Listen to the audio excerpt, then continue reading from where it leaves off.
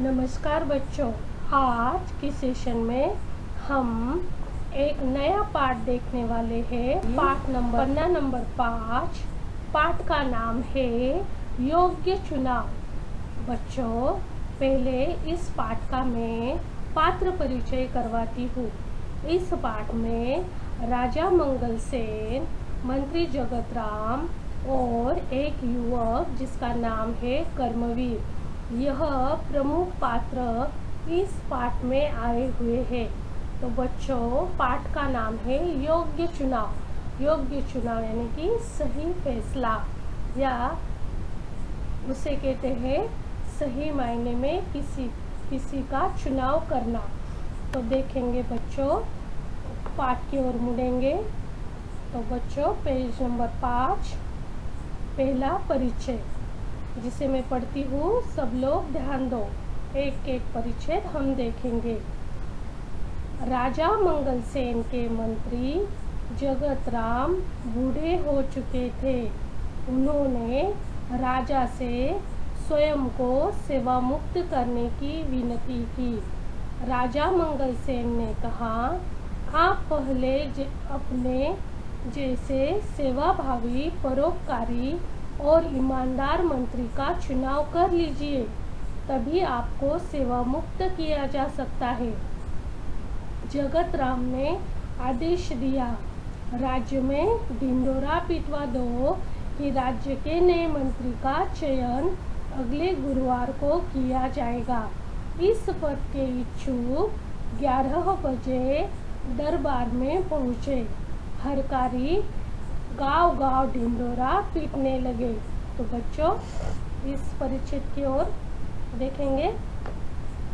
तो देखो, यहाँ पर राजा मंगल सेन है और उनके मंत्री है जगत राम, जो अभी बूढ़े हो रहे थे। बूढ़े होने के कारण उन्हें कारोबार का व्याप संभाला नहीं जा रहा था। तभी उन्होंने राजा के सामने अपनी इच्छा प्रकट की कि वे उन्हें सेवा मुक्त करें। सेवा मुक्त करना, नौकरी से छुटकारा देना। तो यह प्रार्थना, विनती यानी कि प्रार्थना की। तो राजा मंगल सेन के आगे प्रश्न खड़ा रहा कि मंत्री जगत राम जैसा हमें दूसरा कौन मिल सकता है।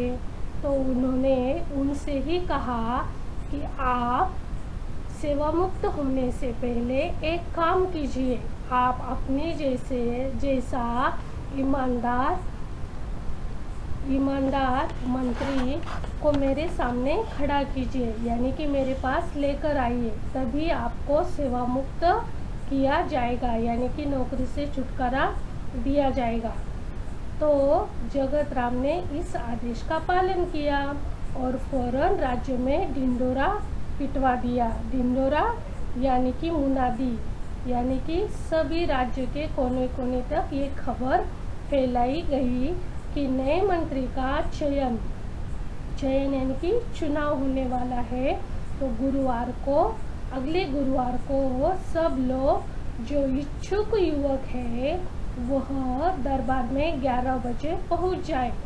इसके लिए गांव-गांव उन्होंने ढिंढोरा पिटवाया। हरकारे यानी कि दूध, डाकिये, सब जगह पर इन्होंने ढिंढोरा पिटवाया। सभी राज्य में सभी तरफ ये बात फैलाई गई। बच्चों, अभी दूसरा परिचय। चयन वाले दिन राज दरबार की ओर जाने वाले मार्ग पर सुबह से ही नवयुवकों की भीड़ लग गई थी।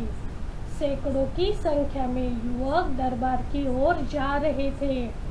इसी रास्ते पर एक तरफ एक वृद्ध हताश सा बैठा था। उसकी बैलगाड़ी का एक पहिया रास्ते के किनारे कीचड़ में फंस गया था। वृद्ध ने कई बार पहिया कीचड़ से निकालने की कोशिश की, पर वह असफल रहा। मंत्री पद के अनेक उम्मीदवारों ने राज दरबार जाते समय यह दृश्य देखा, पर किसी ने भी वृद्ध की सहायता नहीं की। अभी देखो इस परिच्छेद में कि चयन वाले यानी कि चुनाव वाले दिन सुबह से ही राज दरबार की ओर जो मार्ग जाता है उस मार्ग पर 9 युवकों की भीड़ लग गई थी। वे सब इसी बात पर उनका ध्यान था कि जल्द से जल्द वे राज दरबार में समय पर पहुंच जाए। तो सैकड़ों की संख्या में वहां पर युवक दरबार की ओर जाते नजर आ रहे थे। उन सब के मन में यह आशा जाग उठी कि उन्हें यह मंत्री पद मिल जाए, इसीलिए सब लोग वहां से गुजर रहे थे। और उसी मार्ग पर एक वृद्ध बैलगाड़ी लेकर जा रहा था और उसके बैलगाड़ी का एक पहिया कीचड़ में फंस गया था। उसके कारण वह आगे नहीं बढ़ रहा था, हताश सा बैठा था। हताश सा यानी कि निराश होकर उसे वो पहिया निकल नहीं रहा था, वह उसमें नाकामयाब रह गया था क्योंकि वह वृद्ध था। इसलिए वह कीचड़ से उस पहिए को निकाल नहीं पा रहा था। उसे लग रहा था कि ये जो 9 युवक जा रहे हैं इन्हीं में से कोई उनकी मदद करेगा, लेकिन सारे 9 युवक अपनी ही राह से जल्दी जल्दी राज दरबार में पहुंचने के लिए उन्हें जल्दी थी, इसलिए वे आगे ही बढ़ रहे थे। बेचारे इस वृद्ध की ओर किसी का ध्यान भी नहीं जा रहा था। उनके ध्यान में आ रहा था लेकिन वह ध्यान नहीं दे रहे थे। तो वृद्ध ने उस पहिए को निकालने की कोशिश की मगर वह असफल रहे।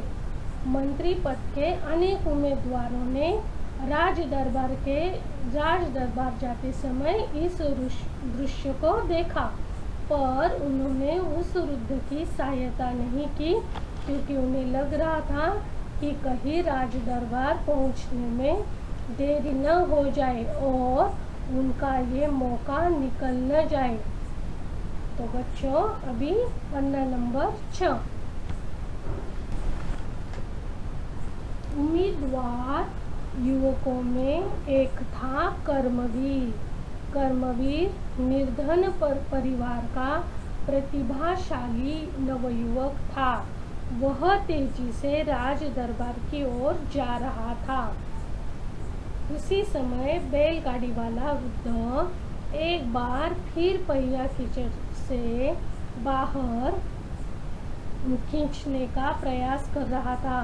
यह दृश्य देखकर दरबार पहुंचने की चिंता न करते हुए कर्मवीर सीधे कीचड़ में उतरा। जोर लगाकर उसने बैलगाड़ी का पहिया कीचड़ से बाहर निकाला। वृद्ध ने उसे ढेरों आशीर्वाद दिए, फिर इनाम में कुछ रुपए देने चाहे, पर कर्मवीर ने विनम्रता से मना कर दिया। तो इस परिच्छेद को देखेंगे तो आगे क्या हुआ बच्चों, 9 युवक जा रहे थे लेकिन उन्हीं में से एक उम्मीदवार जो कि मंत्री पद के लिए ही जा रहा था, जिसका नाम था कर्मवीर, वह निर्धन था। निर्धन यानी कि गरीब था, उसके पास धन नहीं था। निर्धन परिवार का वह प्रतिभाशाली युवक था, यानी कि उसके चेहरे पर तेज था और प्रतिभा थी।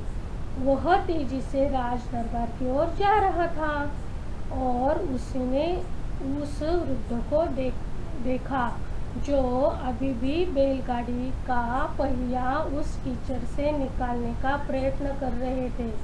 तो यह दृश्य देखकर उसे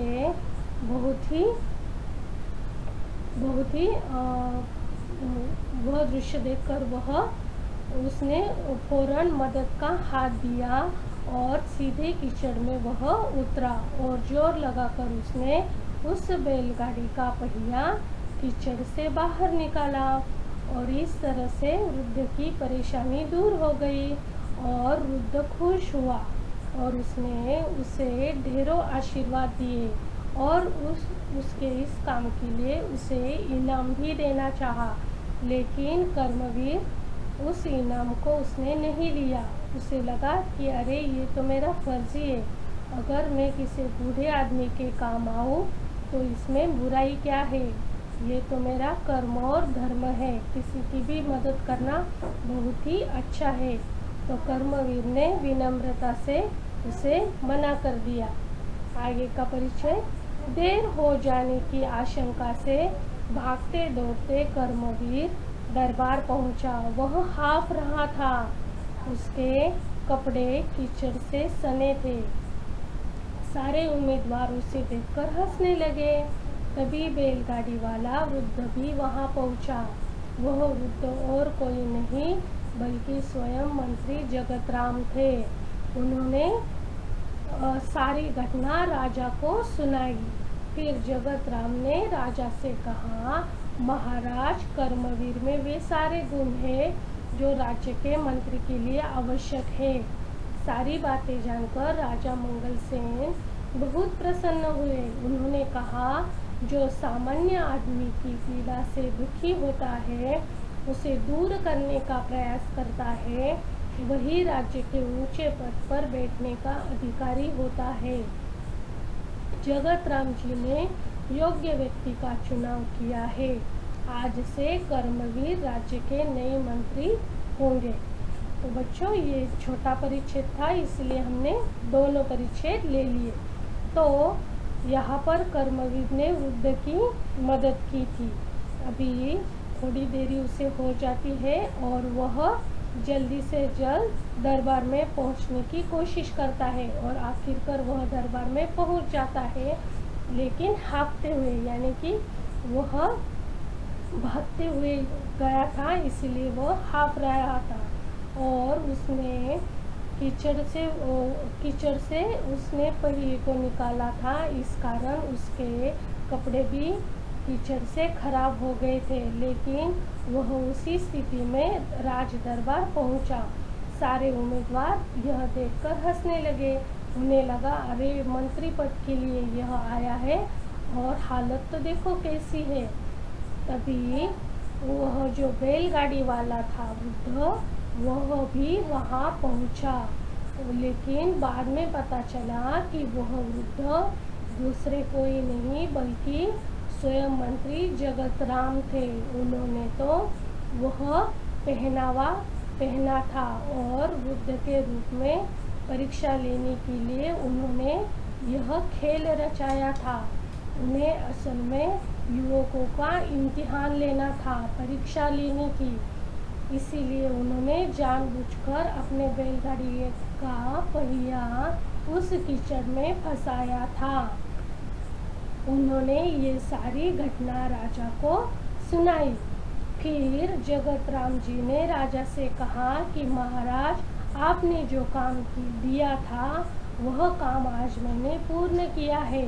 महाराज, कर्मवीर में वे सारे गुण हैं जो एक मंत्री में होने चाहिए। और यह सारी बातें जानकर मंगलसेन भी बहुत खुश हुए। राजा मंगलसेन कहते हैं कि जो आदमी सामान्य जनता की पीड़ा समझ सकता है, वही असल में मंत्री पद के लिए योग्य है। इसीलिए इस कुर्सी पर या इसका अधिकारी अगर कोई हो सकता है तो वो है कर्मवीर। और जगतराम जी ने योग्य व्यक्ति का चुनाव किया, उन्होंने अपना कार्य पूर्ण किया और उनकी जगह पर कर्मवीर को मंत्री पद के लिए घोषित किया गया। तो बच्चों, इस प्रकार हमने यह पाठ देखा। तो इस पाठ से हमें कौन सी शिक्षा मिलती है कि हमें कौन से गुण होने चाहिए? तो परोपकारी, ईमानदारी, विनम्रता, यह गुण हमें होने चाहिए। और हम एक समाज का घटक है। समाज का घटक होने के नाते हमें एक दूसरे के दर्द को पहचानना चाहिए तथा मदद करनी चाहिए। तो सर्वसाधारण होकर भी कर्मवीर मंत्री पद के लिए चुना जाता है, क्योंकि उसमें वह सारे गुण मौजूद थे। इस प्रकार हमने इस पाठ को देखा। तो बच्चों, अभी इस पाठ को तुम पढ़ोगे और इसके कठिन शब्द के अर्थ भी तुम लोग लिखोगे। Thank you students.